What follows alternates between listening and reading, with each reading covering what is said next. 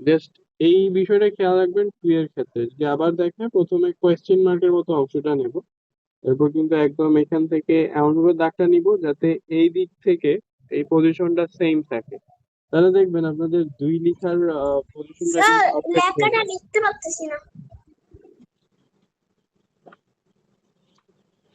থ্রিটা হচ্ছে প্রথমে আমরা ফুল স্টপ দিয়ে আবার মাঝের যে অংশটা আছে এটা একটু ছোট রাখবো, দেন হচ্ছে পরের স্টেপটাতে আবার সেম ওই ফুল স্টপটাতে ক্লোজ করবো। তাহলে এখন ফার্স্ট যে স্টেপটা নিচ্ছি একটা ক্লোজ রাউন্ড নিয়ে সিম্পল রাউন্ড করছি, তারপর এখান থেকে আবার একটা অংশ নিচ্ছি সেম ওয়েতে।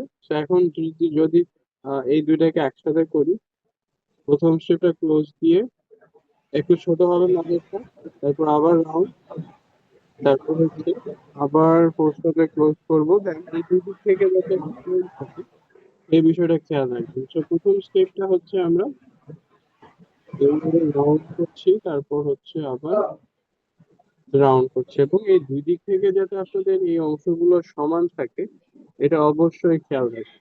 তো এই হচ্ছে থ্রি। মেইনলি এবার থ্রিটা আপনারা লিখে দেখেন।